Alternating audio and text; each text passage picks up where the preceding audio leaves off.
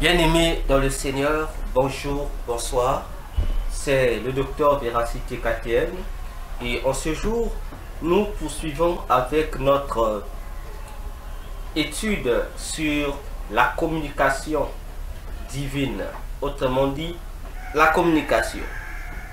Et depuis le dimanche passé, nous avons entamé un autre élément important comme sous-thème. Intercéder selon l'histoire que tu as avec Dieu. Intercéder selon l'histoire que tu as avec Dieu.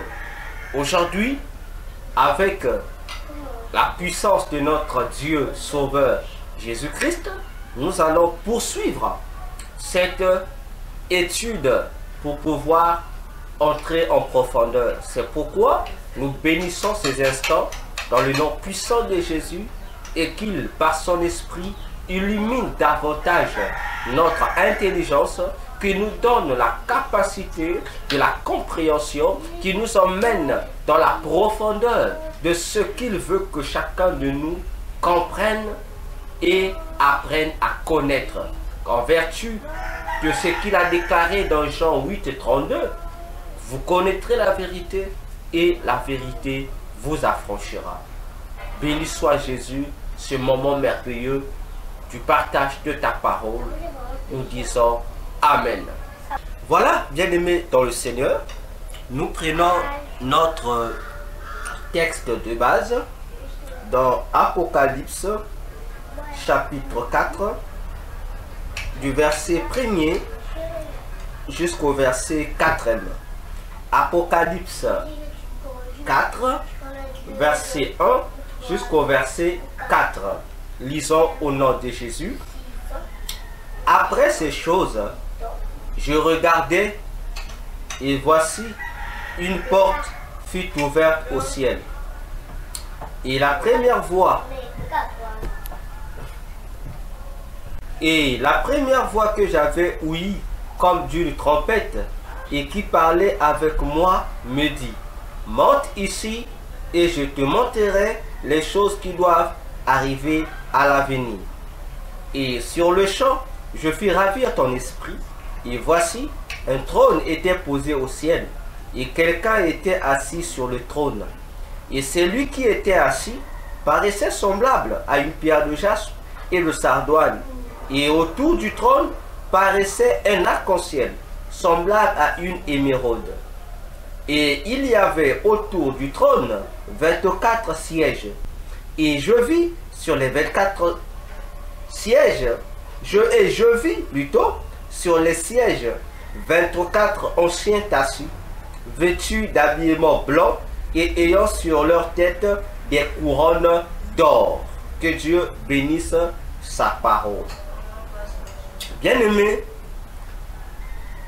dans cette révélation divine, nous avons déjà expliqué plusieurs mystères concernant le ciel, le trône de Dieu et les 24 vieillards. Parmi les bien-aimés qui nous ont suivis, ils ont demandé plus de détails sur la personnalité des 24 vieillards. Il vous suffit juste de suivre la première, la deuxième et la troisième partie de cet enseignement où nous avons pris le soin de donner des amples détails concernant ces 24 vieillards pour dissiper certains doutes, certaines hérésies qui sont proclamées à propos d'eux. Et dans cette nouvelle rubrique, nous avons rappelé que les 24 vieillards font partie des êtres célestes, couramment appelés les anges. Ce ne sont pas des êtres seulement imaginaires, symboliques, non. Ce sont des êtres qui existent, quoi qu'ils sont des messages symboliques, mais ils existent en tant que tels. Ils existent. Tout comme Michael, Gabriel, Uriel, Asaël existent, eux aussi, les 24 vieillards existent. Voyez-vous? Donc, pour dire que lorsque nous parlons de ces choses du ciel, nous savons de quoi nous parlons. Alors, intercéder selon l'histoire que tu as avec Dieu. Nous avons dit, nous soutirons ces sous-thèmes aussi dans les faits et gestes des 24 vieillards. Attention, parce que cette étude sur la communication, le Seigneur Jésus lui-même nous a donné l'élément, l'outil didactique, l'élément, le sport pour les leçons à retenir. Ce sont les 24 vieillards. Et là, nous sommes en train de voir certains faits et gestes des 24 vieillards qui se font au ciel, mais qui renferment des grandes leçons spirituelles pour l'Église corps de Christ, pour la relation intime que le chrétien a avec Jésus. Ainsi, nous avons dit autrefois, le dimanche passé, dans la première partie de cet enseignement, que tout ce que font les 24 vieillards est lié à leur identité fonctionnaire, autrement dit, à leur fonction céleste. Et nous avons expliqué, depuis la première partie de cet enseignement, la communication, nous avons expliqué en détail certaines fonctionnalités des 24 vieillards. Autrement dit, nous avons fait savoir quelles sont les différentes tâches que les 24 vieillards accomplissent au ciel. Parce que dès le premier jour de notre enseignement, j'ai dit, et je le répète encore, tous les êtres que Dieu a créés, y compris les créatures que nous appelons aujourd'hui les anges déchus, ils ont toutes été créés pour être des fonctions auprès de Dieu. Et lorsque nous parlons de fonctions, prenez fonction dans le même domaine naturel que nous l'utilisons particulièrement dans le domaine de l'informatique. Lorsqu'on parle de fonction, il s'agit d'un ensemble d'opérations qui doivent être accomplies pour pouvoir réaliser une tâche particulière donnée. Ainsi, chaque ange existe pour être une fonctionnalité entre les mains de Dieu. Voyez-vous? Ainsi, parmi les fonctionnalités des 24 vieillards, ils sont des scribes de Dieu. C'est-à-dire, ils sont des gens qui sont là pour écrire les chroniques de Jésus. Jésus étant le roi du ciel. Donc, les 24 vieillards écrivent dans des livres célestes les chroniques de notre Sauveur, Dieu et Seigneur Jésus-Christ. Et parlant des chroniques, nous avons dit que chaque roi, nous parlons de la royauté, nous ne parlons pas de la présidence, non. Ces choses n'existent que dans la royauté. Dans la royauté, vous remarquerez que chaque roi a à ses côtés ce qu'on appelle des scribes, des écrivains ou des secrétaires particuliers qui sont chargés de mettre par écrit dans un livre l'ensemble des actions effectuées, posées, réalisées par le roi qui règne en vigueur.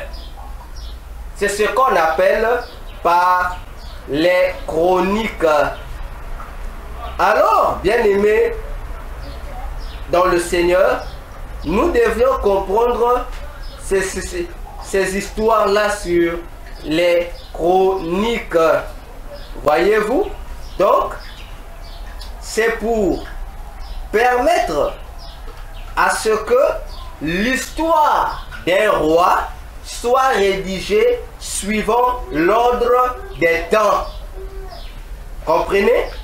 Donc, lorsqu'on parle des chroniques, vous voyez même dans la Bible, on parle des livres des chroniques. Vous allez voir que le livre des chroniques retrace l'histoire des rois.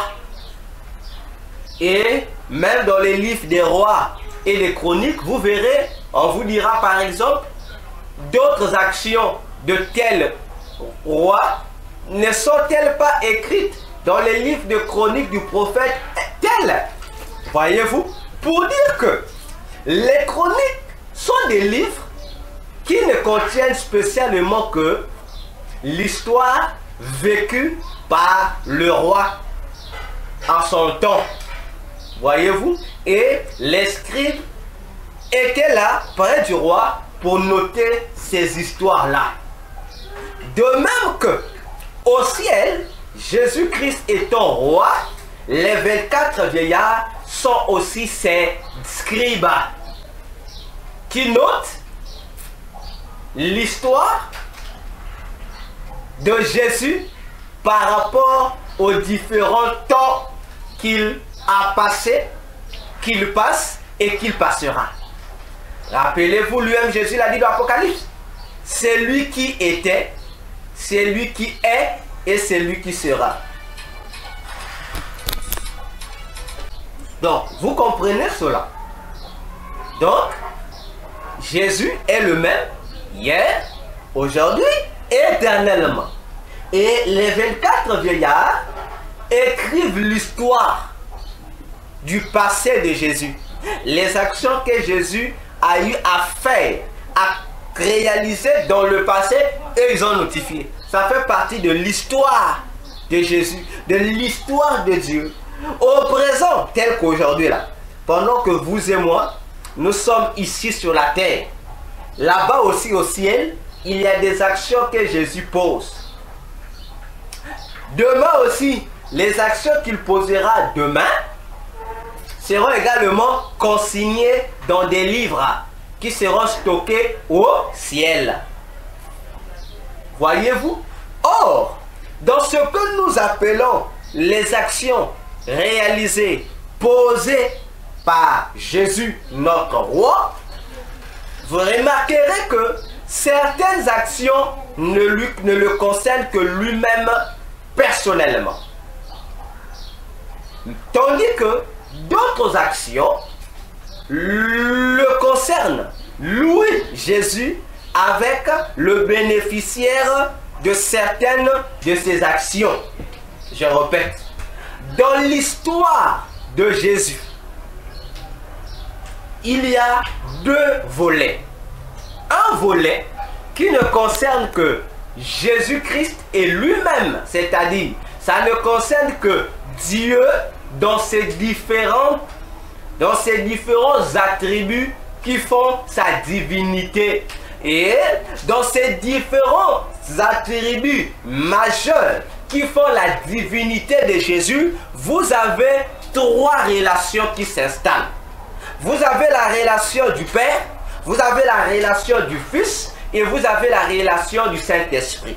C'est pourquoi Jésus, pendant son ministère terrestre, si vous lisez dans Jean, le livre de Jean, et l'évangile selon Jean, vous allez découvrir ce que je suis en train de dire. Jésus-Christ a eu à vivre une relation, une histoire entre lui, Jésus, en tant que fils, lui Jésus en tant que Père. C'est pourquoi il disait souvent à ses contemporains que je ne suis pas seul. C'est lui qui m'a envoyé. Le Père est avec moi. Vous imaginez? Et d'ailleurs, dans ses prières, il s'adressait à ce Dieu, le Père. Là où les ignorants de la parole de Dieu, là où les contradicteurs de la Bible, les ennemis de l'évangile disent que si Jésus était Dieu, pour qui priait-il encore? Comment peut-il prier lui-même? Voyez-vous, c'est une ignorance grandiose qu'il faut abattre. J'ai dit il faut abattre. Parce que Jésus, d'ailleurs, eux ils disent, ces individus, que il est impossible que l'homme, nous disons, c'est pourquoi ils disent que Dieu ne peut pas prier, frère, seul. Mais quelle bêtise! Dieu ne peut pas prier. Vous en êtes sûr que Dieu ne peut pas prier. Vous êtes sûr? Jésus, la Bible nous démontre, depuis l'Ancien Testament jusqu'au Nouveau Testament, que Dieu aussi prie. Mais Dieu prie qui? Si l'homme prie Dieu, un être qui est supérieur à lui. Mais le Dieu de la Bible, lorsqu'il prie qui? La Bible elle-même répond, il se prie lui-même. Voyez-vous? Donc, pendant que Jésus était sur la terre, en tant que fils de Dieu, il était en même temps aussi au ciel, en tant que Dieu le Père. Attention, ce n'est pas moi qui le dis. C'est Jésus de sa propre bouche qui le dit dans Jean 3, le verset 13. Il montre que le même Fils de l'homme, Fils de Dieu, le même Jésus qui est descendu sur la terre est aussi au ciel, à la fois. Donc il est à la fois sur la terre et à la fois au ciel. Voyez-vous, Jésus est Dieu en personne. Raison de plus, il n'y a rien à s'étonner lorsqu'il va prier, mais il se prie lui-même. C'est une histoire d'intimité entre Jésus Fils et Jésus le Père. Donc entre Jésus lui-même et lui-même. C'est une intimité entre lui et lui-même. Voyez-vous? Donc, il a aussi une autre histoire entre cette fois-ci Jésus le Fils et Jésus le Saint-Esprit. Là aussi, il y a toute une histoire qui les lie lorsqu'il change de costume pour apparaître comme le Saint-Esprit, comme l'Esprit de Dieu. C'est toujours la même personne. Il n'y a pas trois personnes, non. Il n'y a pas trois personnes en Dieu, non. Mais il n'y a qu'une seule personne en Dieu, mais qui joue trois fonctions majeures. Il est le Père, il est le Fils et il est le Saint-Esprit. Donc, les chrétiens aujourd'hui, nous prions un seul Dieu trinitaire.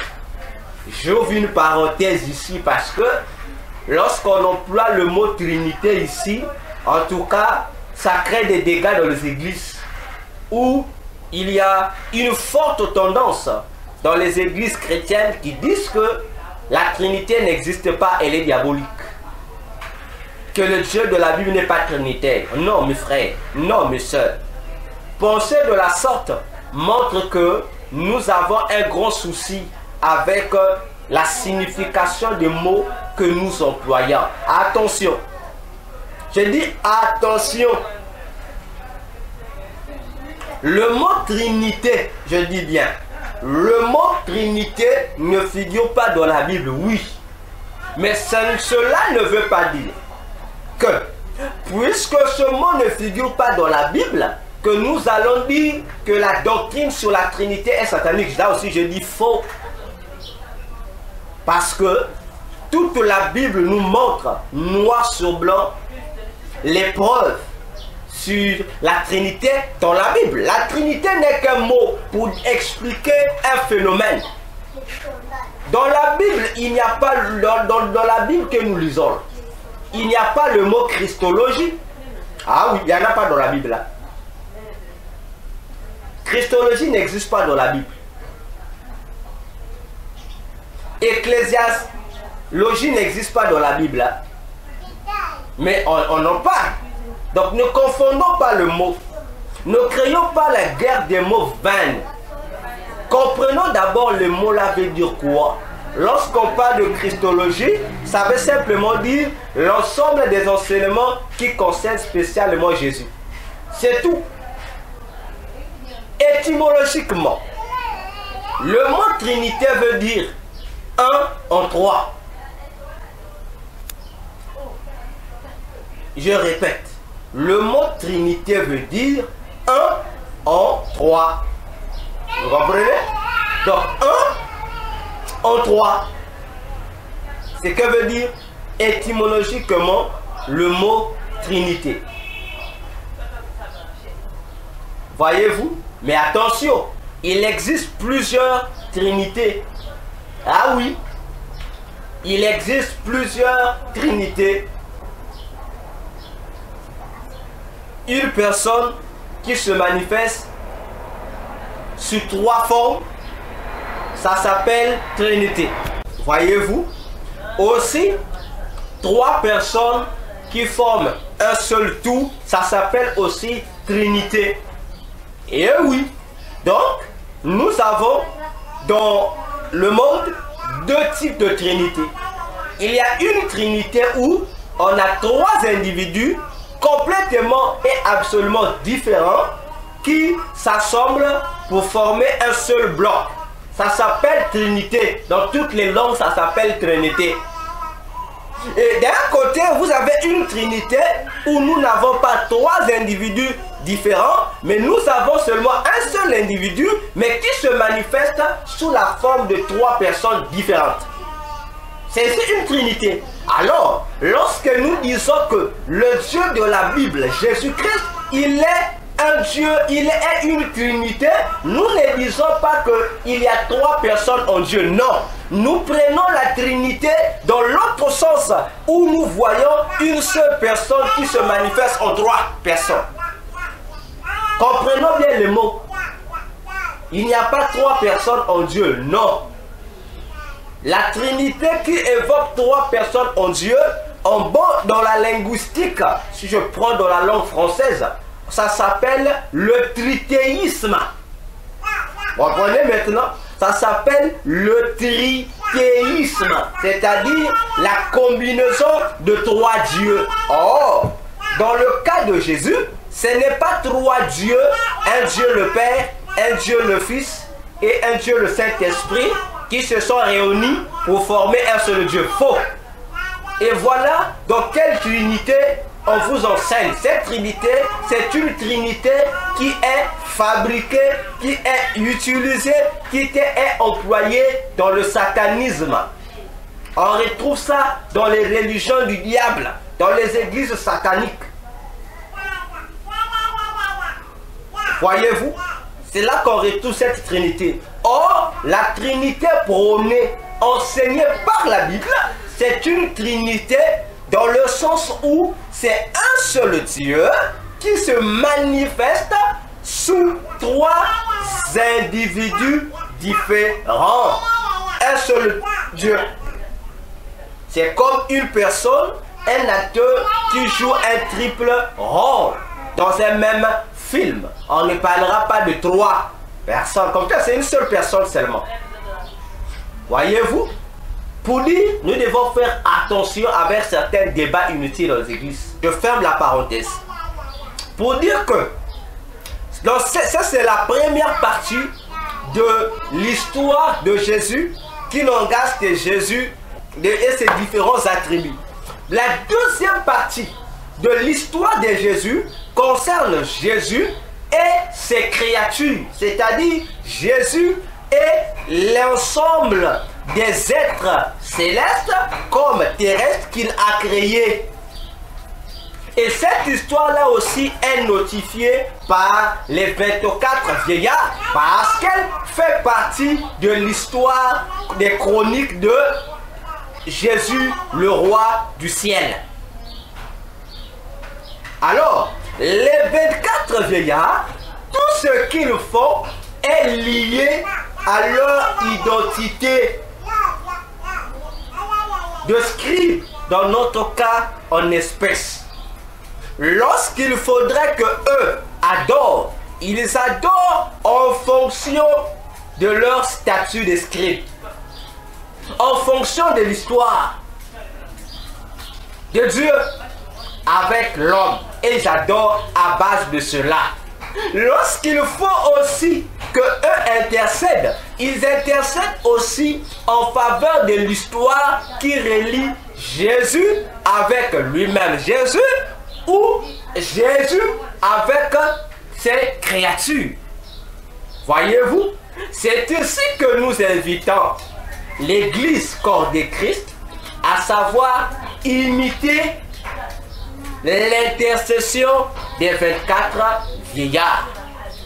Et là où nous sommes arrêtés le dimanche passé, nous avons posé la question: as-tu eu ou as-tu une histoire avec Jésus ou pas? Parce que si tu n'as pas eu une histoire avec Jésus, il te sera difficile de passer un bon moment d'intercession ou d'adoration ou de célébration avec Jésus. Voyez-vous, parce que les 24 vieillards ont pour base les chroniques, l'histoire avec Jésus. Ils l'ont notifié. Alors frère, ma soeur, quelle histoire as-tu eu hier ou aujourd'hui avec Jésus? C'est la chose qui doit nous interpeller tous. Parce que, à force, quelquefois, d'ignorer cette belle leçon d'intercession des 24 vieillards, plusieurs chrétiens sont devenus des blasphémateurs. Plusieurs chrétiens régressent dans la foi. Plusieurs chrétiens sont devenus des plaignants. Pourquoi Dieu ne m'écoute pas? Ah non, j'ai arrêté de prier. J'ai trop prié, je n'obtiens rien. Bien-aimé, attention. Je dis attention avec les réalités du ciel. L'ignorance, je l'ai remarqué, de ce qui se passe là au ciel, dans les églises, est aussi l'une des causes de la régression spirituelle des églises. L'une des causes qui affaiblissent en puissance et en parole les chrétiens. Parce que, à cause de l'influence des doctrines et des démons, à cause de l'ignorance, de la connaissance des pasteurs, des prédicateurs et enseignants de la parole de Dieu dans les églises, les chrétiens aujourd'hui ont des fausses cartographies du ciel dans leur tête. Voyez-vous? Donc, nous nous sommes inventés notre propre réalité concernant les réalités du ciel. Et c'est là que c'est un danger. Parce que on t'impose une fausse réalité, une fausse vision, un faux aperçu sur le ciel. Et c'est à partir de ce faux aperçu que le chrétien aujourd'hui dans les églises base leur modèle de prière. Frères, sœurs, attention. Je dis encore et je répète, attention avec les choses du ciel. Quelle histoire avons-nous avec Jésus? C'est lui qui connaît l'histoire qu'il a avec Jésus. L'histoire qu'il non seulement qu'il a, mais qu'il a conservée, qu'il n'a pas jeté dans les oubliettes, qu'il n'a pas oublié, qui conserve cette histoire fraîchement dans sa mémoire, ne sera jamais un chrétien murmurant, ne sera jamais un chrétien blasphémateur. Combien même les choses ne marcheront pas aujourd'hui, combien même il verra que ses prières ne sont pas résolues, qu'il n'y a pas de solution à ses prières, il ne va jamais se fatiguer pour dire des imbécilités à Jésus. Il ne va jamais renier sa foi en Christ, parce qu'il sera confiant en cette histoire qu'il a avec Jésus. Voilà pourquoi, lorsque les 24 vieillards se mettent à glorifier Jésus, ils rappellent à Jésus l'histoire qu'il a eu à réaliser sur la terre, en lui disant: tu as racheté pour Dieu ton Père des âmes par ton sang. On rappelle à Jésus. Bien-aimé, vous savez, la vie chrétienne n'est pas une simple histoire, non. La vie chrétienne, c'est une histoire d'amour entre un époux qui est Jésus et une femme qui est l'Église. C'est ça la vie chrétienne. La vie chrétienne est une question de relation amoureuse. Si tu es chrétien ou chrétienne, mais tu n'es pas dans cet amour entre l'époux et l'épouse, ça veut dire que tu n'as pas encore compris pourquoi on est chrétien. Eh oui, tu n'as pas encore compris pourquoi on est chrétien. Voyez-vous? Parce que il faut utiliser le langage spirituel pour les choses spirituelles, comme disait l'apôtre Paul. Jésus est venu sur la terre, venir faire quoi? On nous dira, Jésus est venu, c'est pour sauver le monde. D'accord? Mais sauver le monde là n'est qu'une procédure utilisée par Jésus afin d'accomplir le véritable motif pour lequel il est venu sur la terre. Voyez-vous? Donc, la véritable raison pour laquelle Jésus, notre Dieu, a pris chair, est venu dans le monde, ce n'est pas d'abord pour sauver le monde, non. C'est d'abord pour se trouver une épouse fidèle sur la terre. Attention. Ah oui. Il est venu sur la terre, notre Dieu, Jésus, c'était pour se trouver une épouse qui lui sera fidèle. Je dis bien fidèle. Voyez-vous? C'est là que commence le problème de la venue de Dieu sur la terre. C'est ça le problème de Dieu, mon frère. Ce n'est pas pour rien que tout le long de son ministère, Jésus terrestre, Jésus disait toujours à ses ennemis, aux docteurs de la loi, aux scribes, aux pharisiens, aux sadducéens, aux chefs religieux, bien-aimés dans le Seigneur, que l'Église,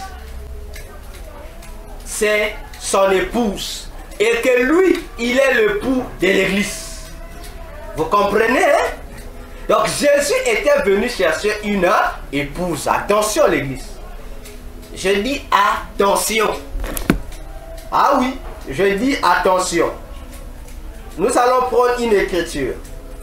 Nous allons considérer le psaume 19 qui a expliqué cette prophétie qui s'est accomplie dans le temps. Le psaume 19. Permettez-moi que je prenne ma Bible.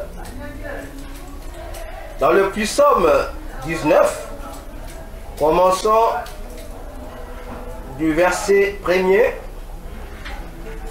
On va descendre jusqu'à ce que là où je vais m'arrêter. David dit, psaume de David, donnée au maître chantre.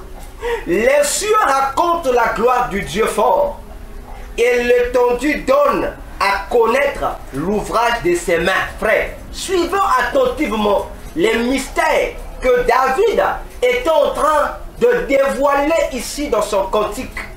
Il dit, un jour fournit en abondance de quoi parler à l'autre jour, et une nuit montre la science à l'autre nuit. Attention. Verset 3. Soulignez le verset 3 s'il vous plaît. Le verset 3 du Psaume 19. David dira, il n'y a point en eux de langage, il n'y a point de parole. Toutefois, leur voix est ouïe, c'est-à-dire les choses que nous voyons sur la terre, la nuit, le jour, n'ont pas de voix, n'ont pas de langage, mais eux, ils ont une voix qui se fait entendre. Oh, pourtant, ils n'ont pas de voix, ils n'ont pas de parole, ils n'ont pas de langage, mais ils ont une voix qui se fait entendre, malgré qu'ils sont muets, mais ils parlent. Donc, David nous attire ici pour nous dire, lorsque nous voyons la création n'a pas de voix, les étoiles n'ont pas de parole, le soleil ne parle pas, la lune ne parle pas, etc. frère. Mais ils ont un langage codé, mais un langage codé qui n'est pas caché, mais qui se fait entendre. Donc, il faut être un décodeur de langage prophétique pour comprendre le langage du muetisme des objets inanimés. Frère, attention. Prenons le verset 4. Leur contour couvre toute la terre et leur voix est allée jusqu'au bout du monde habitable. Il a posé en eux un pavillon pour le soleil. Soulignez cette phrase. Verset 5. Tellement qu'il est semblable à un époux sortant de son cabinet nuptial. Il s'égaie comme un homme vaillant pour faire sa course. Attention, Église. Je prends le verset 7. La loi, David conclut. La loi de l'Éternel est parfaite, restaurant l'âme. Le témoignage de l'Éternel est assuré, donnant la sagesse aux simples. Alléluia. David explique que le soleil que nous voyons là, avec nos yeux physiques, effectue une course. Mais la course que le soleil effectue, le soleil ne l'effectue pas pour nous éclairer comme tel, seulement parce que naturellement, nous disons que le soleil se lève comme ceci pour éclairer. Frère, attention, Genèse 1, le verset 13 à 16. Dieu a placé le grand luminaire là-bas pour présider au jour et à la nuit. C'est vrai. Mais pourquoi Dieu a placé pour présider au jour et à la nuit? David explique le pourquoi. Il dit, c'est pour que le soleil puisse communiquer à l'humanité un langage, une voix prophétique. Pour dire, moi le soleil, la Bible précise, le soleil sort de sa chambre nuptiale pour aller faire un parcours quelque part au bout du monde habitable où il y a là-bas une maison réservée pour lui, pour le soleil. Et on dit, le soleil en question qui sort de sa maison nuptiale pour aller habiter dans une autre maison au bout de la terre, c'est un époux et un vaillant héros. Attention frère, regardons le soleil. Si vous appliquez ce que David dit ici au soleil, vous remarquerez que ça n'aura pas un sens. Parce que le soleil se lève à l'est et se couche à l'ouest. Voyez-vous? Et si on applique cela à la prophétie que David nous éclaire ici. David dit, le soleil sort de sa maison nuptiale. N'est-ce pas? Et Genèse 1 nous dit, là où le soleil sort pour faire son parcours, c'est l'est. Donc, nous comprenons prophétiquement avec David que l'est, c'est la maison nuptiale du soleil, son habitation d'origine. Et là où le soleil va terminer sa course, c'est l'ouest, n'est-ce pas? Et David dit, c'est à l'ouest là-bas que se trouve une maison, une autre maison pour le soleil. Ah, bien-aimé, tu es sur le soleil. Lorsque tu vois le soleil, ça se termine à l'ouest. Mais est-ce que le soleil physique que tu vois a-t-il une maison à l'ouest? Attention avec la prophétie biblique. Jésus-Christ vint sur la terre. Déjà, Jean 1 jusqu'au verset 6 dit, il est la lumière du monde. Et Jésus l'a répété dans Jean 12. Dans Apocalypse, il a répété encore de plus belle pour préciser qu'il était l'étoile brillante du matin. Oh, l'étoile brillante du matin, c'est le soleil. Attention. Donc, lorsque David parle ici du soleil dans le Psaume 19, David ne parle pas du soleil physique, mais David voit l'histoire que Jésus devrait accomplir au futur. David voit une chronique future qui attendait Jésus. Parce que c'est Jésus qui est le soleil, qui doit quitter l'est, qui est sa maison nuptiale. Parce que une maison nuptiale, c'est une maison à l'intérieur de laquelle se célèbre un mariage. Ah! Jésus dira encore, bien-aimé, dans Jean 14, du premier verset jusqu'au 3e, il dit aux disciples, je m'en vais au Père, je retourne d'où je viens. Et nous savons tous, sans commentaire, que Jésus est venu du ciel. Attention, donc, la Bible nous communique une information pour dire l'est qui est la maison du soleil, d'où sort le soleil, c'est la prophétie du ciel. Et Jésus a ajouté, et toute la Bible le confirme, que Jésus viendra sur la terre comme le soleil doit effectuer un parcours à la recherche d'un... Lui, le soleil étant un époux, il est à la recherche d'une épouse qu'il doit trouver là-bas au bout du monde, à l'ouest. Attention, je dis attention, Église. Vous remarquez Jésus aussi, il a dit, Jean-Baptiste même a commencé pour dire au monde que lui, Jean, était l'ami de l'époux. Mais qui est cet époux dont nous parlait Jean-Baptiste? Et Jean dit c'était Jésus. Donc, si Jésus est l'époux, le soleil époux, il vient sur la terre, son parcours qu'il doit effectuer de 3 ans et demi, c'est un parcours qui n'avait spécialement qu'un seul but, d'obtenir, de trouver une femme vertueuse qui doit correspondre à ses attentes.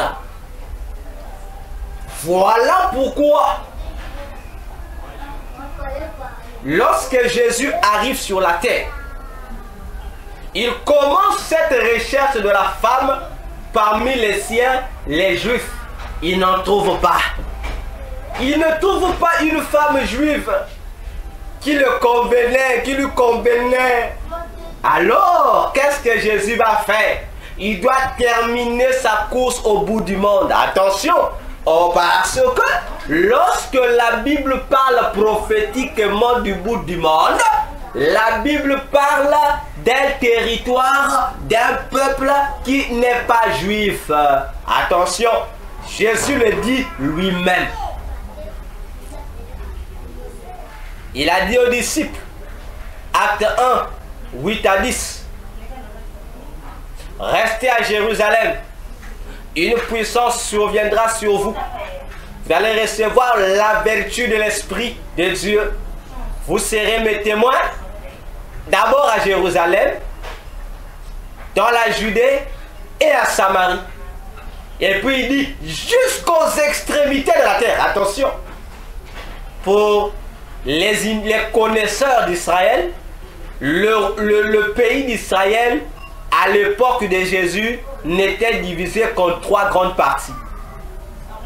On avait Jérusalem, on avait la Judée et on avait Samarie.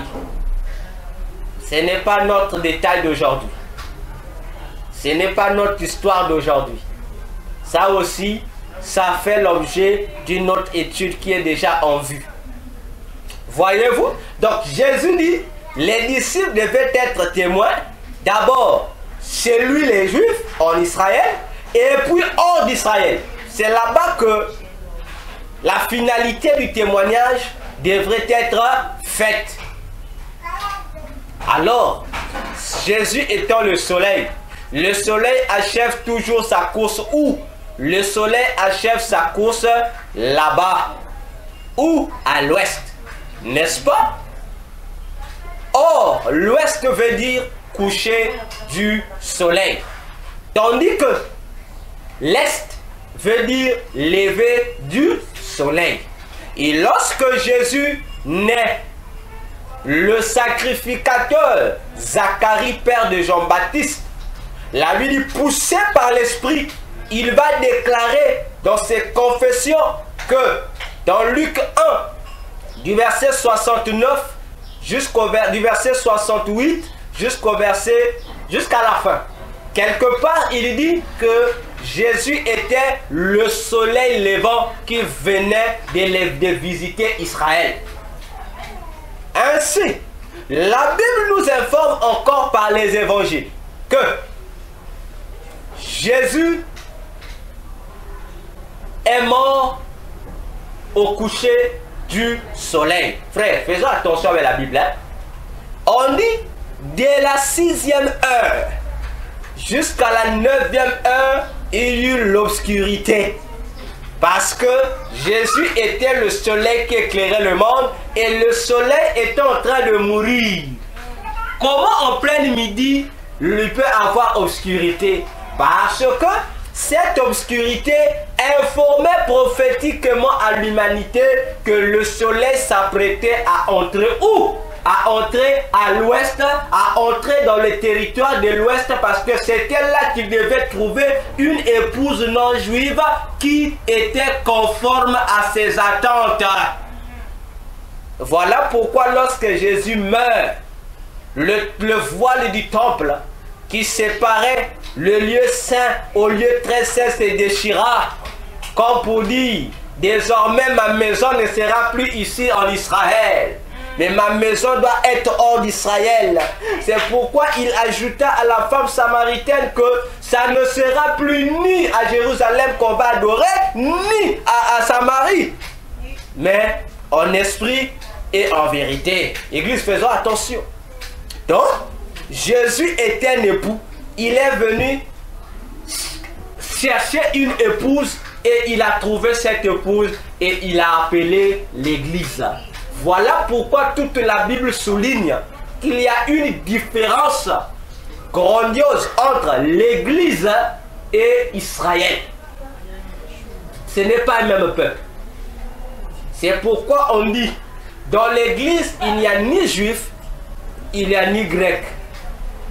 Mais pourquoi on annule les identités? Pourquoi annule-t-on les nationalités dans l'église? On dit nous sommes un en Jésus. Comme pour dire, ceux qui sont des membres de l'église, ils ne sont ni juifs, ils ne sont ni païens. Mais c'est un peuple à part entière qui n'a rien à voir avec Israël. Raison pour laquelle Jacques dira dans Actes des Apôtres 15, le verset 14, que Dieu a choisi parmi les païens. Hein? C'est l'apôtre Jacques qui le dit. Dieu a rejeté Israël, c'est-à-dire les Juifs. Il est allé chez les païens, c'est-à-dire prophétiquement à l'ouest. Et c'est dans le territoire des païens, Jacques dit que Dieu s'est choisi un peuple qu'il appartient en privé. Et c'est ce peuple qu'il a acquis, qu'il a donné son nom. Attention, et l'œuvre de la croix n'était qu'un moyen permettant à Jésus d'acquérir la fiancée dont il avait besoin. C'est-à-dire, la mort de Jésus sur la croix, le sang que Jésus a versé sur la croix, n'était que l'engagement que Jésus a fait à l'église pour lui dire: j'étais désormais comme fiancé, c'est le prix des fiançailles que j'ai payé. Vous savez, chez les Juifs, lorsqu'il fallait avoir une fiançaille, il y avait des procédures à faire. Et les procédures de base à faire, c'était quoi? Trouver la fiancée, lui donner une promesse de mariage en lui donnant un anneau d'or, en lui donnant un anneau d'or qu'on mettait aussi à la main. Ou si on ne donnait pas l'anneau d'or qu'on mettait au doigt, on lui donnait un objet, un anneau d'or seulement, ou un autre objet d'or que la fiancée devait garder comme gage, attestant ses fiançailles avec son fiancé. Il y avait la promesse du mariage, il devait promettre le mariage, et deuxièmement, il devait lui donner un anneau, un élément qui devait sceller leur fiançailles. Et effectivement, ce sont les mêmes procédures que Jésus a effectuées. Jésus a dit: je m'en vais, je viendrai vous prendre pour que là où je sois, vous y soyez. Il donne la promesse du mariage. Mais pour concrétiser cette promesse, il donne à cette église une alliance qui est le Saint-Esprit. C'est pourquoi Éphésiens 4:30 dit: n'éteignez pas l'esprit, car c'est le sceau qui vous a été marqué pour le jour de la rédemption. Ainsi, comme l'église est tirée du paganisme, Jésus étant saint, il lui fallait nettoyer cette église-là, changer sa mentalité. C'est pourquoi Jésus devait mourir sur la croix pour laver l'église. Voilà pourquoi Éphésiens 5, le verset 23 jusqu'au verset 26, déclare que Jésus a purifié l'église. Attention, frère. Voyez-vous? Donc, si toi qui es chrétien, tu n'as pas une histoire avec Jésus, arrête de prier. Va d'abord chercher à avoir cette histoire avec Jésus. Et là, tu pourras venir intercéder selon cette histoire. Je vous assure, lisons encore la Bible. Prenons le Psaume 42. Le Psaume 42, verset 4. Écoutons ce que déclare la chorale prophétique des fils de Corée. Ils disent ceci: je me rappelais ces choses dans mon souvenir et je m'en entretenais en moi-même. Savoir que je marchais en la troupe et que je m'en allais tout doucement en leur compagnie avec une voix de triomphe et de louange jusqu'à la maison de Dieu, et qu'une grande multitude de gens sautaient alors de joie. Prenons le verset 5. Il y a ici dans le verset 4 un objet de rappel que les chantres chantent. Mais rappel par rapport à quoi? Ils devaient faire des rappels dans leur cœur. Par rapport à un événement qui a anticipé, nous allons le voir. Mais prenons le verset 5. Et revenons sur l'événement. Si vous prenez le verset 2, le verset 3 plutôt, il est dit, du Psaume 42, « Mes larmes m'ont été au lieu de pain, jour et nuit, quand on me disait chaque jour, où est ton Dieu ?» Ah, attention. Donc, les chantres ici nous interpellent que il y a eu un moment dans l'histoire du peuple de Dieu, des gens qui autrefois étaient habitués à voir les enfants de Dieu passionnés d'aller au temple pour prier, pour être dans la présence de Dieu. Mais ce temps a été révolu de sorte que le peuple a perdu cet engouement à cause des difficultés rencontrées, à cause de certains malheurs. Le peuple s'est refroidi. Le peuple a perdu ses bonnes manières christiques.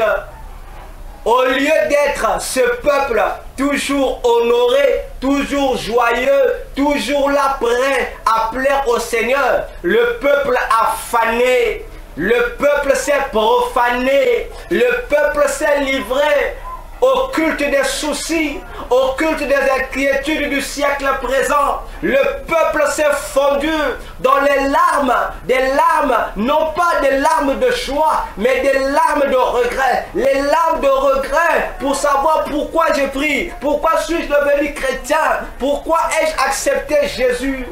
Voilà, bien-aimé dans le Seigneur, dans ce à quoi l'attitude du peuple s'était vautrée, et cette attitude était devenue l'état d'âme, la caractéristique du vécu du peuple de Dieu. Alors, le voisinage, ceux qui étaient habitués à les contempler ainsi, bien-aimé, ne pense pas parce que tu es chrétien, on ne te voit pas.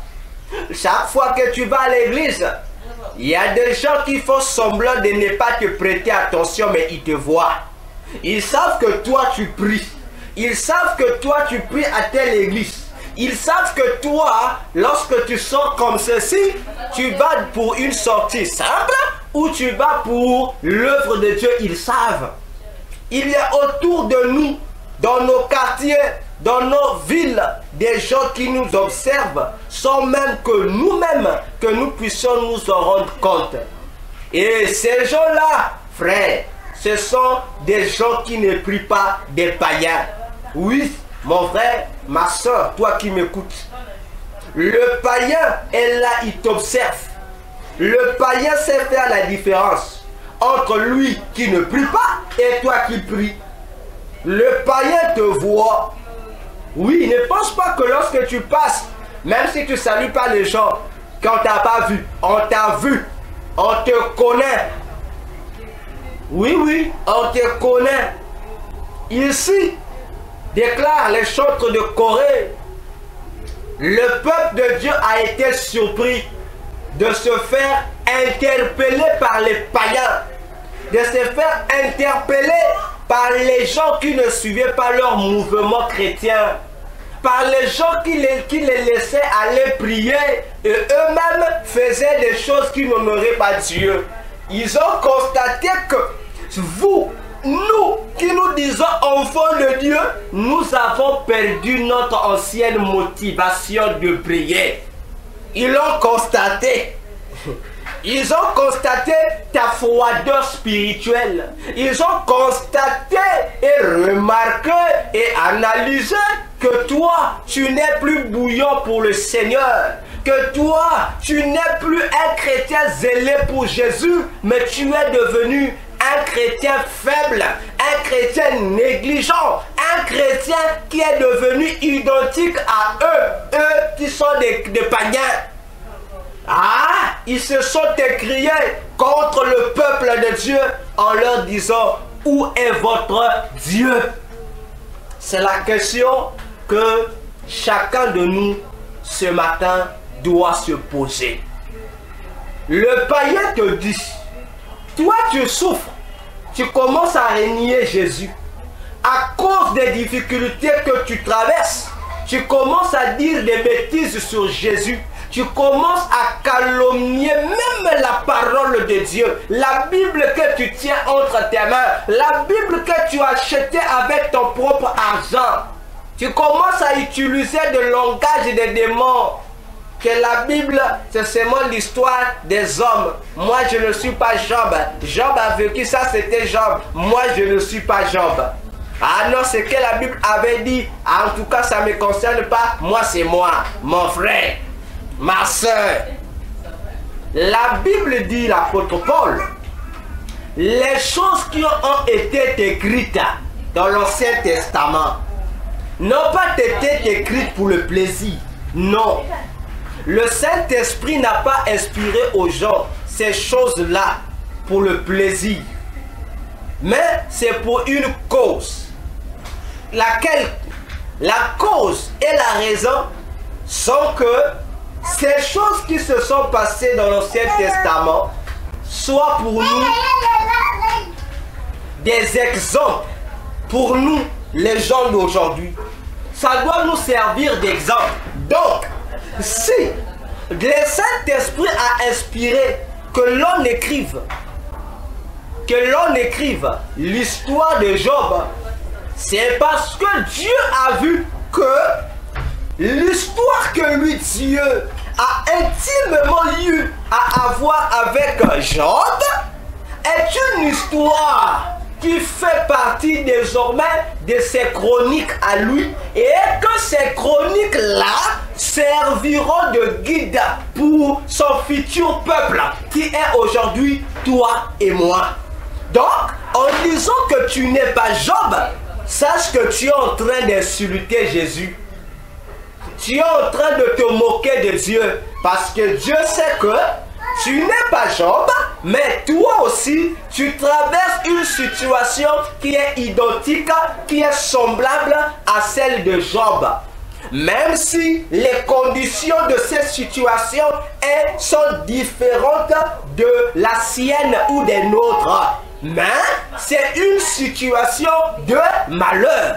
Comme pour te dire, pour me dire que combien même il arriverait que nous nous retrouvions dans des situations moyennes ou pires que celles de Job, nous devrions suivre l'exemple de Job dans son intimité, dans l'histoire qu'il s'est fait écrire avec lui, Dieu. Voyez-vous, parce que le païen sait, lorsqu'il est en difficulté, le païen regarde aux hommes. Oui, le païen a pour appui les hommes. Les païens ont comme appui, bien-aimés dans le Seigneur, des démons qui se font passer pour les ancêtres parfois, qui se font passer pour des féticheurs, qui se font consulter au travers des voyants, au travers des charlatans, au travers des occultistes, pour trouver des solutions à leur malheur. Et oui, c'est ce qui se passe autour de nous, que ce soit en Afrique, que ce soit en Europe, que ce soit en Asie, que ce soit en Amérique. Partout c'est le même système que font les païens. Et oui, alors, lorsque le païen te voit, toi chrétien, qui te tape la poitrine pour dire « Je prie le vrai Dieu ». Alors, lorsque le païen te voit, toi qui te tape la poitrine pour dire « Je prie le vrai Dieu », tu es en train de murmurer contre ce Dieu, que tu es en train de te morfondre, de t'éloigner de ce Dieu parce que tu souffres, parce que tu as un problème auquel tu ne trouves pas de résolution, parce qu'il te manque ceci, parce qu'il te manque cela, parce que ta difficulté est tellement devenue que tu ne sais plus quoi faire, tu es perdu, alors le païen se moque de toi. Parce que le païen, qu'il pleuve ou qu'il neige, ils ont confiance à le démon qu'ils vont invoquer. Ils ont confiance aux féticheurs qu'ils vont consulter. Ils ont confiance, bien-aimés, à leur culte idolâtre que leurs ancêtres, que leurs entités démoniaques vont répondre. Et ils te répondent à toi la question, dans ta situation, où est ton Dieu? Eh oui, réfléchissons ce matin. Dans ta situation, mon frère, dans ta situation, ma soeur, dans ta situation, homme de Dieu, où est l'Éternel? Où est Jésus-Christ? Pourquoi je pose la question de savoir où est ce Dieu que toi tu pries? Parce que il retrouve une incompatibilité avec ta relation d'hier avec ce Dieu et la relation d'aujourd'hui. Ils ont compris qu'il y avait un décalage, qu'il y avait des incompatibilités d'humeur, qu'il y avait désormais des contradictions en matière de motivation. Attention, Jésus a dit à l'église d'Éphèse, dans le livre d'Apocalypse 2, il le dit, ce que j'ai contre toi, tu as perdu ton premier amour. Retrouve ce premier amour et toi et moi nous serons bien. Bien aimé, l'histoire avec Dieu, c'est une question du degré de l'amour que toi tu as avec Dieu. Parce que le degré de l'amour que toi tu as avec Dieu écrit toute une histoire, tout un chapitre d'histoire entre toi et Jésus. C'est ça l'amour. Alors, pourquoi tu as perdu la foi? Pourquoi tu vas plus à l'église prier? Non, parce que tu as trop de problèmes. Tu as plus de problèmes que le président de la République. Dis-moi, tu as plus de problèmes que ton voisin. Dans ce monde, il n'y a que toi qui as des problèmes. Donc à cause des problèmes, tu es déçu, tu ne veux plus aller prier. Tu es déçu, tu deviens païen. Non, je ne prie plus. Frère, ma soeur, les 24 vieillards, ils sont là, persévérants, dans leur intercession en faveur de l'histoire. Combien même la personne pour qui, en faveur de qui il plaide sur la terre, n'a pas encore obtenu ce dont il a besoin auprès de Jésus, qui est devant eux. Les 24 vieillards ne se fatiguent pas. Les 24 vieillards ne boudent pas. Ils ne disent pas Jésus, mais comment nous, on rappelle l'histoire, ils continuent à faire jusqu'à ce que solution sera manifeste. Car tant qu'on n'a pas fini de conter l'histoire, bien aimé, le livre des chroniques ne peut pas être bloqué. Voilà les merveilles, bien aimé du Seigneur, d'avoir une histoire avec un Christ. La Bible nous rappelle un événement dans le livre d'Esther. Il y avait un roi, le roi Assuérus. Ce roi, dans ses chroniques, a eu à écrire un chapitre entre lui et un individu, Mardochée. La Bible me dit, des années sont passées, Mardochée était abandonné à lui-même. Mardochée était dans des difficultés, tant collectives que personnelles. Mardochée était là, bien aimé, cherchant une solution de la part de Dieu. Surtout, au-dessus de ces difficultés, il y avait une difficulté plus terrible. C'était quoi? Le décret de la mort qui lui avait été assigné par son ennemi Aman. Alors, la Bible déclare, la Bible dit, Mardochée est entré dans la prière, dans le jeûne et prière, pour rappeler à Dieu que Dieu se souvienne de lui. Et la Bible dit, Un jour, dans la nuit, pendant que le roi Assyrus dormait profondément, le Seigneur l'empêcha de dormir. Il fit des insomnies terribles. Mais dans ces insomnies, il n'y avait qu'une chose qui revenait dans sa pensée. Dieu faisait revenir un vieux souvenir dans sa pensée. Quoi? L'histoire écrite entre lui et Mardochée, bien inscrite dans ses chroniques que lui, le roi, avait oubliées. Ah!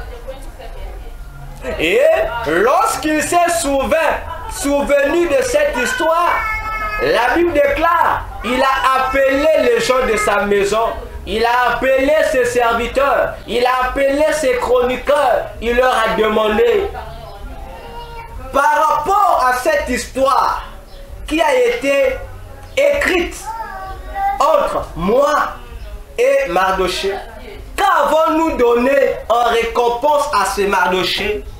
Ah, bien-aimé dans le Seigneur, je te repose la question. As-tu une histoire avec Jésus?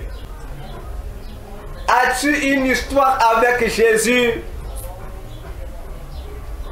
Si des fois nos prières ne montent pas au ciel, des fois nos prières ne sont pas exaucées par Jésus, c'est quelquefois parce que nous oublions que nous avons eu une histoire avec lui.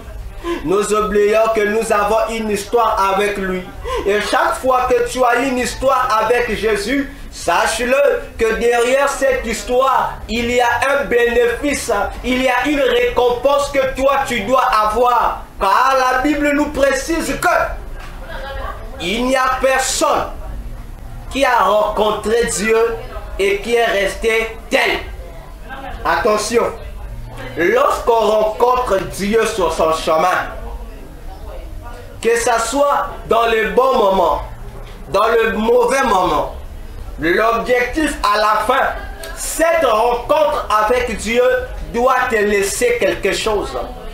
Cette rencontre avec Dieu doit t'impacter. C'est-à-dire, chaque rencontre que nous faisons avec Dieu, je monte pour dire, chaque visitation divine que nous avons avec Dieu a pour objectif d'ajouter un plus dans notre vie, a pour objectif de développer notre flamme de feu, de développer notre feu d'amour, de développer notre intimité. Bien-aimé, développer notre niveau de prière, changer notre manière de considérer les choses du ciel. Voilà, bien-aimé, la chose que plusieurs au milieu des chrétiens ne comprennent point.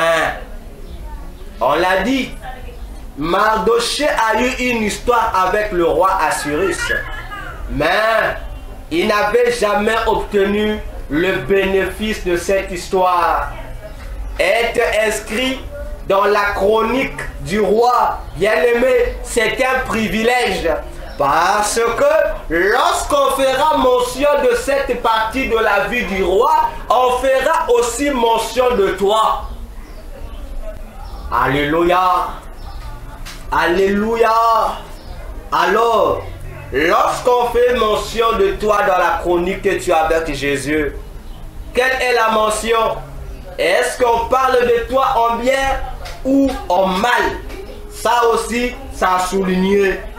Parce que il y a des gens qui ont une histoire avec Jésus, mais en mal, pas en bien, en mal. Le diable, que nous appelons Satan, Lucifer, de son vrai nom, Samaël, a aussi eu une histoire autrefois avec Dieu. Ézéchiel 28 le démontre.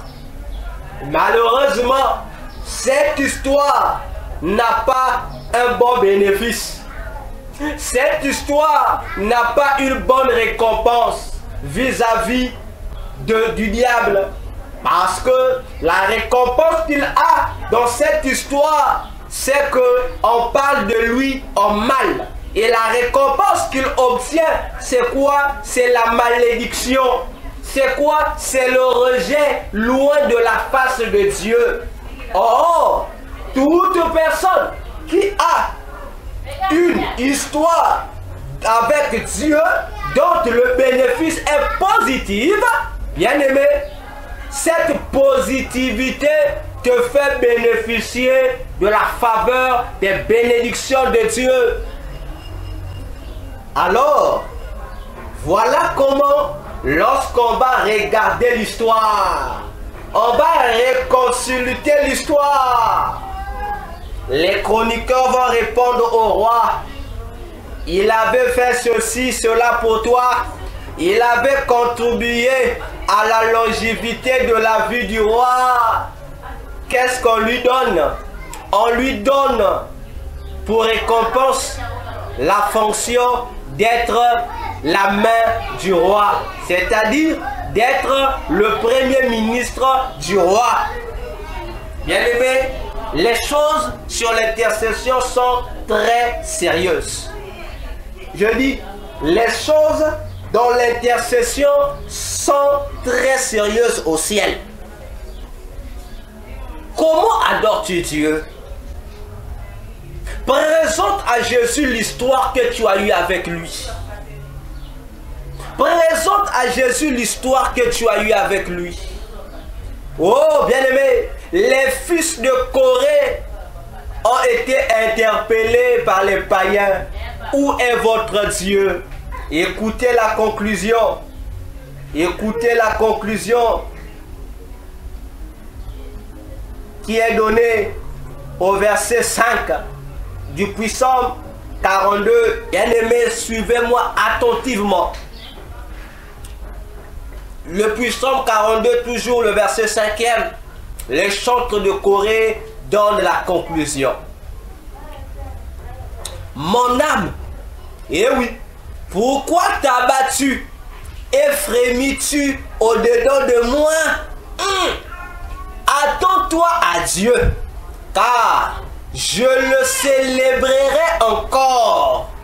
Son regard est la délivrance même. Ah, bien aimé, je reprends cette phrase. Mon âme, tu dois dire ton âme, toi aussi demande à ton âme. Mon âme, pourquoi t'as-tu et frémis-tu au-dedans de moi? Attends-toi à Dieu, car je le célébrerai encore. Son regard est la délivrance même. Je dis Amen contre toute volonté satanique. Bien-aimés, réfléchissons à cette conclusion du psaume 42. On interpelle ton âme. On interpelle tes besoins. On interpelle l'outil que les difficultés, les soucis, les problèmes, les maladies attaquent, c'est ton âme. Parlons peu, parlons bien. Oui, c'est la guerre de l'âme. Ici, c'est le problème de la guerre contre l'âme. Bien aimé, c'est la guerre contre l'âme, l'âme que tu as là. C'est l'âme qui nous crée des problèmes avec Dieu. C'est l'âme que tu as là qui te crée des problèmes, qui te crée, frère, des difficultés dans ta relation avec Jésus. C'est ton âme. Parce que, bien aimé, l'homme est composé, est une trinité. Je venais de le dire tout à l'heure. Nous n'avons pas trois hommes dans un seul homme. Non. Nous avons un seul homme, mais qui est composé de trois hommes. Tu as le corps. Le corps n'est rien. C'est la chair que tu portes. Ce n'est qu'un vêtement, le corps là. Un vêtement que portent deux éléments. C'est-à-dire l'âme, l'esprit. Donc, l'homme a un corps, l'homme a une âme et l'homme a un esprit. Et parmi ces trois éléments, le corps, l'âme et l'esprit, ton véritable toi, ce n'est pas ton corps, ce n'est pas ton âme, mais c'est ton esprit. C'est-à-dire ton esprit c'est ton véritable toi. Parce que dans Genèse 1, verset 26, lorsque Dieu dit, faisons l'homme à notre image et à notre ressemblance. Frère, il y a deux éléments. Il y a image et il y a ressemblance. Attention, frère, ce n'est pas la même chose. Je dis, ce n'est pas la même chose. On commence par l'image. Or, l'élément qui a l'image de Dieu en l'homme, c'est l'esprit. Car la Bible dit Dieu est esprit. C'est l'élément là qui te connecte à Dieu. C'est esprit et esprit. C'est ton esprit. Raison pour laquelle Job 32, le verset 8 déclare, je cite, en l'homme, en vérité, c'est l'esprit. Ainsi, l'âme a été insérée en l'homme pour servir de pont entre l'esprit de l'homme et le corps de l'homme.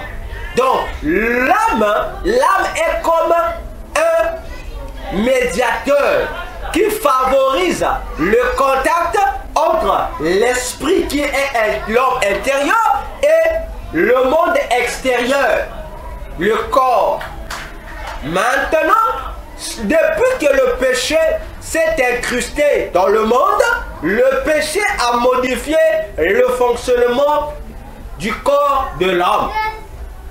Le péché a ravi au véritable moi qui est l'esprit de l'homme le pouvoir sur tout le corps et a donné ce pouvoir à l'âme. Pourquoi? Parce que le monde des ténèbres sait que un homme esprit, un homme qui marche selon son esprit, c'est un homme que Dieu agrée. Parce que l'esprit vit conformément à la volonté de Dieu. C'est-à-dire, la vie de l'esprit de l'homme dépend de l'intimité que l'homme entretient avec son Créateur, Jésus-Christ. Alors, pour déstabiliser cette communion, pour briser ce principe divin, qu'est-ce que le monde des ténèbres fait? Il fallait et il continue à utiliser le péché. Parce que lorsque le péché rentre en l'homme, le péché est un virus qui vient corrompre l'âme. C'est-à-dire, le péché vient déplacer l'âme de ses fonctions, de ses bornes, pour l'éviter à usurper les pouvoirs de l'esprit afin de s'en approprier. Donc, le péché donne à l'âme la tétutesse d'influencer sur l'esprit de l'homme. Voilà pourquoi tous ceux qui ne marchent pas conformément à l'esprit sont appelés des hommes animaux, autrement dit l'homme animal. Parce que l'âme n'est que le siège des désirs, le siège des sentiments, le siège des émotions. Voyez-vous? Voilà pourquoi, lorsque Galates 5 parle du conflit entre l'Esprit de Dieu et la chair là, c'est pas la peau que tu as là. La chair là, c'est pas le corps. Parce que ton corps là n'est rien. Les besoins que tu ressens là, ce sont les désirs de l'âme qui sont extériorisés, qui s'expriment au travers de la chair physique que tu vois. J'espère que vous me comprenez bien. C'est là que commence le problème avec ton âme. Alors, le monde des ténèbres corrompt ton âme pour que l'âme puisse à son tour corrompre l'esprit. Voyez-vous comment les choses se passent? On corrompt ton âme pour que l'âme, comme c'est lui le désir des plaisirs, puisse envoûter ton esprit. C'est une question de l'âme. Voilà pourquoi le monde des ténèbres cherche toujours à prendre l'âme. Et l'esprit ne peut pas prendre parce que l'esprit retourne à Dieu. Mais eux, ils emprisonnent dans leur prison satanique ton âme. Pas ton esprit, ils emprisonnent ton âme. Et ils ont besoin de ton âme. Parce que pour eux, ton âme leur est essentielle. Mais tandis que pour Dieu, ce qui est essentiel, c'est quoi? C'est ton esprit.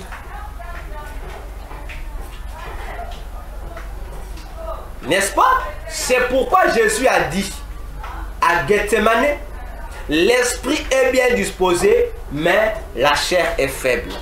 Attention, c'est pas la chair là, il parlait de l'âme. Parce que la chair ne fait que manifester les désirs, les caprices de l'âme. Attention, Église, réveillons-nous. Réveillons-nous. Quelle histoire avons-nous avec Jésus? Pourquoi ton âme s'est-elle abattue jusqu'à ce point? Tu as oublié Dieu. Mais les fils de Corée ont dit, non, on ne va plus se laisser affaiblir par nos difficultés, affaiblir par les caprices de nos âmes. Non, nous irons encore célébrer de nouveau l'Éternel tel qu'on le faisait autrefois, parce que tout de nous ne dépend que de Dieu. Ils disent même, rien que la face de Dieu, c'est toute une délivrance. Église, peux-tu imaginer cela? Rien que voir Dieu comme ça, donc rien que contempler le visage de Jésus, ça te donne déjà une délivrance. Tu n'as même pas ouvert la bouche pour prier, mais le fait seulement que tu te retrouves dans ton intimité personnelle avec Jésus, tu as déjà une délivrance. Faites attention, bien-aimés. Prier, comme j'ai toujours dit aux gens, ce n'est pas mettre 10 heures du temps dans la prière. Non. Pour que Dieu t'écoute, tu n'as pas besoin forcément d'être là, de te mortifier, d'être là toujours forcément pour jeûner, comme c'est l'habitude aujourd'hui dans les églises. Telle situation, il faut rentrer dans le jeûne d'une semaine. Tel problème, il faut rentrer dans le jeûne de 3 jours. Frère, le jeûne est important, nous ne refusons pas. Ça fait partie des armes dans la vie du chrétien. Mais toute prière n'a pas forcément besoin de jeûne. Voyez-vous, il y a des prières où l'effet seulement que tu prends la décision d'aller dans la présence de Dieu. Donc l'effet seulement que ton regard de la foi rencontre le regard de Jésus. Frère, tu obtiens la réponse. Tu obtiens ta solution. Osali na yo effort ya makasité. Tu n'as pas donné l'offrande pour s'aimer, je sais pas quoi. Tu n'as pas pour toi fait ça encore. Non, il faut bâtir l'autel, frère. Vous souffrez parfois pour rien. Le secret suivant la leçon que nous donnent les 24 vieillards. Ils intercèdent en tenant compte de l'histoire de Jésus avec les hommes ou avec lui-même. Bien-aimés dans le Seigneur, pour ce matin, nous avons voulu plutôt réveiller encore les saints pour dire, c'est l'heure pour nous de fouiller dans nos cœurs les histoires que nous avons eues avec Dieu. Cherche dans ton cœur, frère. Arrête de te démotiver. Là où tu t'es démotivé, c'est maintenant le moment de te relever. Là où tu es tombé, c'est le moment de te relever, de poursuivre la marche. Reviens aux choses anciennes. Reviens aux choses anciennes. Je dis, reviens aux choses anciennes. Reviens dans tes premières impressions avec Dieu. Reviens dans ta première motivation avec Dieu. Où est passé, frère, le zèle que tu avais pour Jésus lorsque tu as commencé à prier? Où est passé ces zèles-là? C'est ces zèles dont on a besoin. C'est ces zèles-là qui contiennent l'histoire que tu as eu à écrire avec Jésus. L'histoire qui t'a inséré dans les chroniques de Jésus. Et lorsque les anges lisent les chroniques du ciel, on mentionne ton nom en bien. Et tu as droit, puisque ton nom est également mentionné en bien dans les chroniques de Jésus, tu mérites une récompense positif. Bien-aimé, attention avec les choses du ciel. Attention, comme je l'ai toujours dit, lorsque j'ai rencontré Jésus dans mes premières heures, il m'a dit, et je n'ai jamais oublié cette phrase. Jésus a dit de sa propre bouche, il m'a dit, moi, Dieu, je ne suis pas compréhension, je suis principe. Moi, Dieu, je ne suis pas compréhension, mais je suis principe.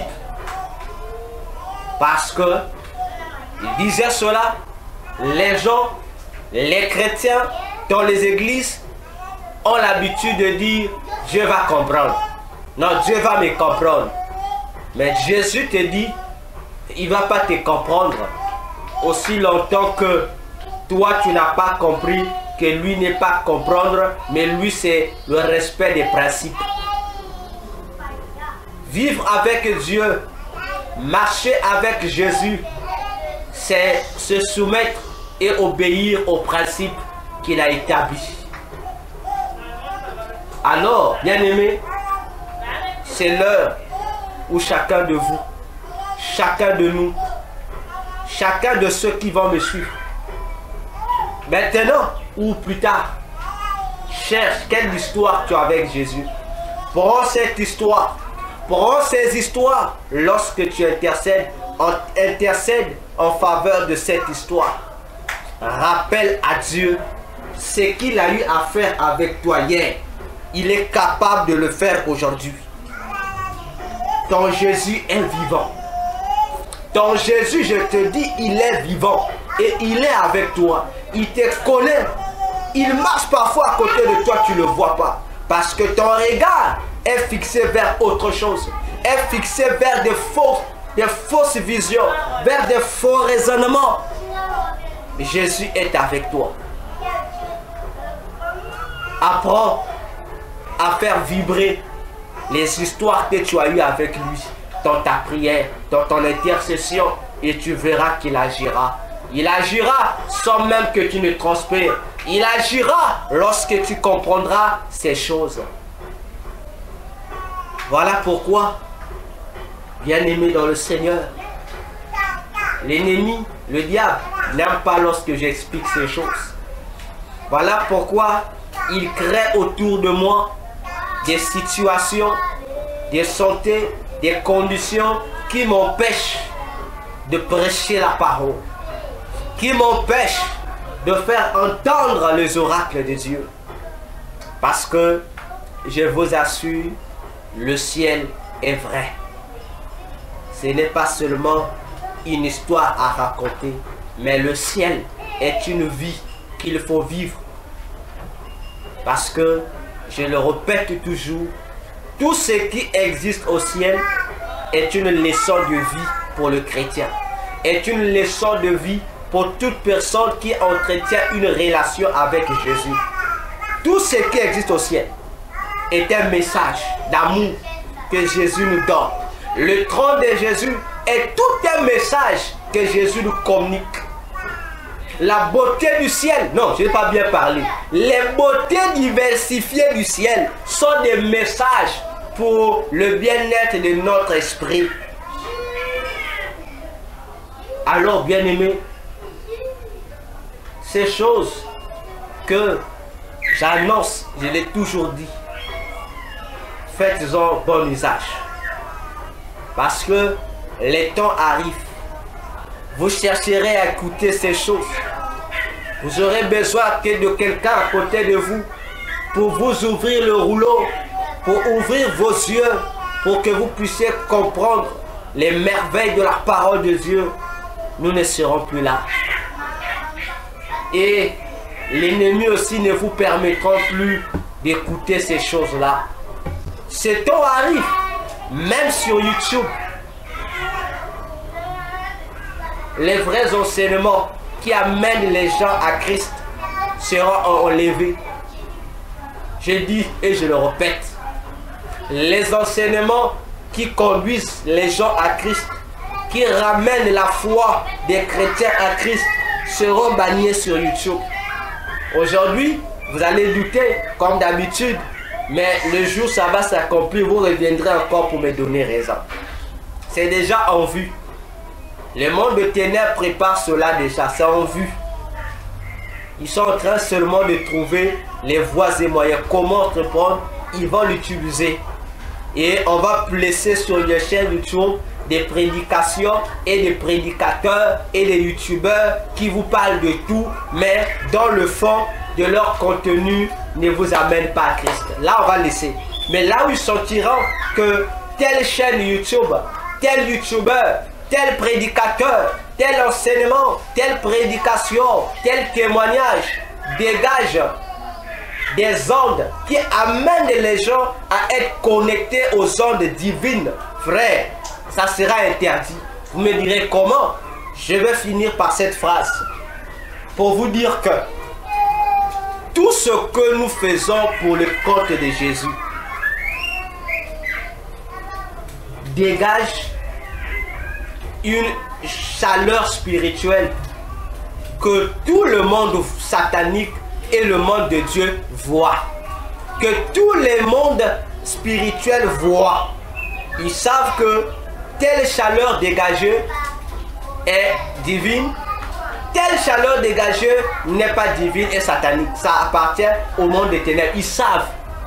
Donc lorsque tu parles pour Dieu, peu importe le sport que tu utilises, YouTube, réseaux sociaux, Facebook, WhatsApp, Twitter ou aujourd'hui TikTok, pas de problème. Chaque activité que tu fais dans le compte de l'œuvre de Dieu dégage une certaine chaleur, une certaine ardeur. Et cette ardeur, lorsqu'elle monte, elle est accomplie, elle monte, elle va soit c'est Dieu, soit c'est le diable. Si ça va chez Dieu, le monde des ténèbres voit. Si ça va aussi chez Satan, les anges de Dieu voient. Alors, c'est de cette manière-là que le monde des ténèbres détecte les vrais enfants de Dieu et les faux enfants de Dieu. Détecte les vraies paroles de Dieu, la vraie doctrine de Dieu et les doctrines des démons. C'est comme ça que sont détectés grosso modo les œuvres de Satan et les œuvres de Dieu dans le monde spirituel. Alors, faisons attention. L'église d'aujourd'hui aime écouter, n'aime pas noter. Nous insistons, notez dans vos blocs-notes, dans vos cahiers, dans vos calepins, les enseignements que vous recevez. Parce que le jour où ça sera interdit sur les chaînes YouTube, à la télé, à la radio, et même, je vous l'ai déjà annoncé depuis longtemps, même les Bibles que tu utilises là, les vraies Bibles seront en disparition sur la terre. On va faire disparaître ça pour laisser les fausses Bibles. Oui, les fausses Bibles existent. On va laisser les fausses Bibles. Et ces fausses Bibles vont prendre de l'ampleur. Mais les vrais qui vous présentent véritablement le contenu des contenus du texte original de la Bible, on va enlever ça. On va vous l'interdire. Celui qu'on trouve avec ça, tu es tapé, tu es tabassé ou tu es tué. Le secret qui va vous rester, c'est vos notes. Vos notes vont vous permettre de retrouver les versets vrais et leurs explications vraies. Alors que celui qui a des oreilles pour entendre, entende. Le docteur Véracité que je suis, j'ai fait mon œuvre. Je vous ai enseigné la parole. Je n'ai rien caché. Alors, à vous qui avez écouté, que le Seigneur vous révèle davantage. Que l'Esprit de Dieu nous fortifie, vous fortifie pour la gloire de son nom. Parce que l'enlèvement de l'Église n'est pas loin. Il nous reste vraiment plus de temps. Nous sommes actuellement dans la prolongation. Le temps de l'Église était fini il y a très longtemps. Donc nous sommes seulement en train de vivre les quarts d'heure de la patience de Dieu. Après quoi, il y aura lieu l'enlèvement de l'Église. Que Dieu nous bénisse. Nous acclamons pour la parole de Dieu.